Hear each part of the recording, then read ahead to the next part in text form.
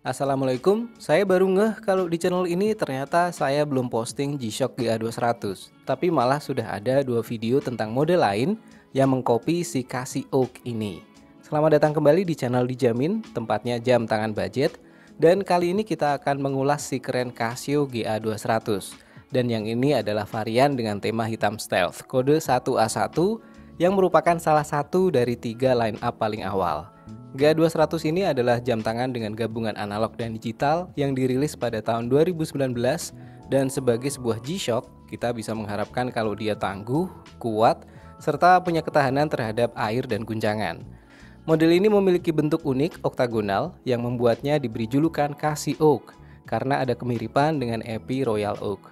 Jam ini punya kombinasi tampilan digital dan analog, jadi cocok untuk berbagai aktivitas dan lingkungan. Model ini mendadak populer ketika dirilis sampai-sampai habis di pasaran, terutama untuk varian 1A1 ini. Salah satu alasannya adalah orang mulai suka dengan jam tangan ukuran normal lagi, bukan yang oversize. Dan semenjak launchingnya, jam ini menjadi salah satu model G-Shock yang paling laris dengan banyak adaptasi serta varian baru. Jam tangan ini berukuran sedang dengan panjang 48,5 mm dari lak ke lak, kemudian lebarnya 45,4 dan ketebalan hanya 11,8 mm, sangat tipis kalau untuk ukuran G-Shock ya. Dengan bahan dan desain yang canggih, ada struktur karbon core guard. Dalam hal berat, jam ini hanya 51 gram, cukup ringan untuk jam tangan yang model tangguh. GA200 ini memiliki rating ketahanan air sampai 200 meter, sehingga cocok untuk berbagai aktivitas di dalam dan luar ruangan. Untuk powernya, dia pakai dua baterai SR726W dengan masa pakai sekitar 3 tahun. Tentang bahan yang digunakan, jam ini casingnya terbuat dari karbon dan bezelnya dari resin tahan guncangan. Kristalnya atau kacanya dari mineral glass dengan permukaan datar, dan talinya terbuat dari resin poliuretan. Ini adalah tampilan close up pada casing dan bezel jam tangan. Bezelnya melindungi sekeliling casing karbon dan dipasang dengan menggunakan 4 skrup di sisi samping. Jam ini punya dua tombol di sebelah kiri, tombol adjust dan mode, dan dua juga di sebelah kanan, yaitu tombol light dan tombol start. Bentuk tombolnya silinder berlapis krom dengan posisi sedikit masuk ke dalam bezel. Desain ini bertujuan untuk mencegah penekanan tombol secara nggak sengaja, tapi kalau di pengalaman saya sih, ini juga membuatnya sedikit sulit untuk sengaja menekan tombol.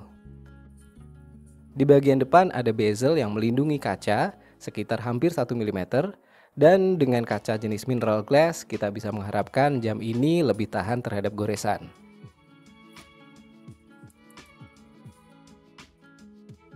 Di bagian belakang ada backplate dari bahan stainless steel dengan 4 skrup.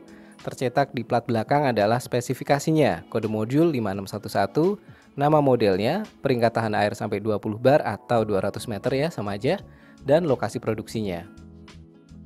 Untuk sambungan tali jam menggunakan spring bar 16 mm yang jenis quick release, dan dia sudah tertanam di dalam tali jam, jadi mudah untuk mengganti atau memasang tali jamnya. Tapi di sini ada sedikit celah pada sambungan tali jam ke bodinya, sehingga ada ruang sedikit di sisi atas. Tali jam ini terlihat mirip desainnya dengan model DW5600, tapi dengan perbedaan utama yaitu fitur quick release-nya. Ini adalah sisi ekor.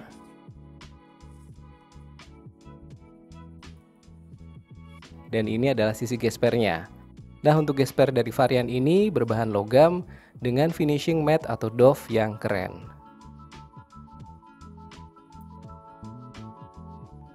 Untuk bagian muka jam ada dua jarum untuk jam dan menitnya. Terus juga ada sub dial kecil di sebelah kiri untuk hari. Ada juga tampilan digital di kanan bawah yang melengkapi fungsi jam analog. Untuk versi warna ini tampilan digitalnya adalah tipe negatif.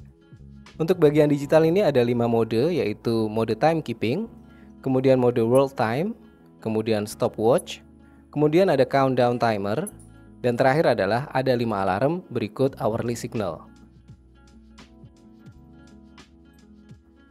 Jam tangan ini menggunakan dua lampu yang dia sebut sebagai super illuminator dengan fitur afterglow yang dapat dipilih untuk setting berapa lama jangka waktu lampu menyala.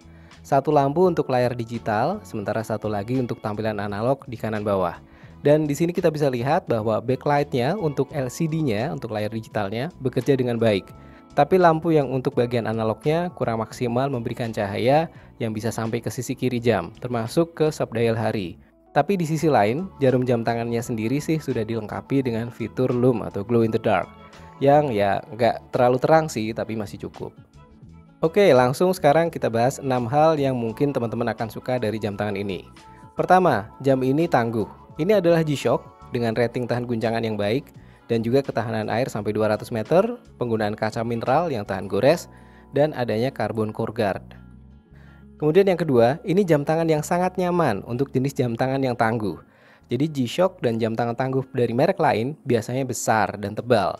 Tapi yang ini hanya di bawah 12 mm tebalnya, memiliki diameter sedang, dan beratnya hanya 51 gram. Casio udah mati-matian kali ya ngerancang jam tangan ini yang siap untuk kegiatan luar ruangan, tapi juga nyaman dipakai di dalam ruangan. Nomor 3, mudah untuk membaca waktu. Dia ada tampilan jam analog yang besar dengan jarum jam dan menit yang mudah untuk dibaca. Dan ya, nggak semua orang butuh untuk melihat detik terus-terusan ya. Kemudian yang keempat, dia punya fungsi digital yang melengkapi fungsi analog tadi. Jam tangan ini punya banyak fitur yang bisa diharapkan dari jam digital, termasuk ada world time, stopwatch, countdown timer, dan gak cuma satu tapi ada 5 alarm. Berikutnya, jam tangan ini memiliki gaya yang keren. Sejujurnya ini adalah alasan utama kenapa saya beli seri ini.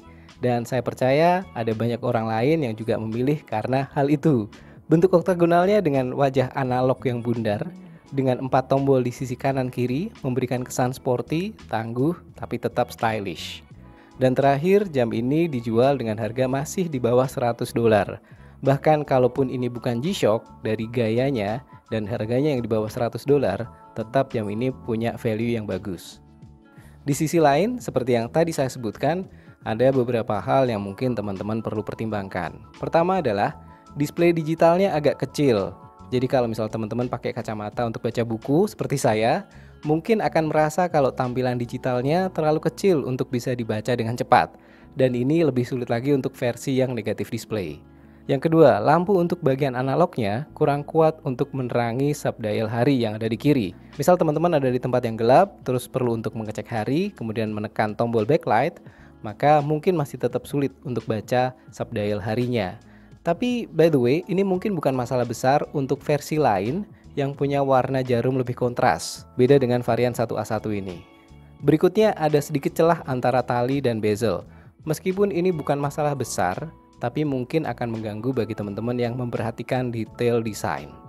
Berikutnya adalah penggunaan tombol logam dengan surface yang halus dan dilindungi oleh bezel. Kita harus menekan lebih dalam dengan kuku atau ujung jari. Kalau misal teman-teman udah biasa dengan tombol yang terbuka kayak jam sunto gitu, mungkin akan butuh waktu untuk menyesuaikan dengan tombol dari jam ini. Berikutnya untuk masa pakai baterai diperkirakan adalah 3 tahun dengan 2 baterai. Walaupun di real life biasanya sih Casio akan tahan lebih lama dari spesifikasinya. Tapi tetap spek ini mungkin akan bikin teman-teman ada yang khawatir, wah 3 tahun habis dong gitu. Ngomong-ngomong, kalau misal teman-teman pengen nyari yang baterainya lebih lama, mungkin bisa langsung loncat aja ke model yang lebih tinggi yang pakai tenaga surya, yaitu GA-B200.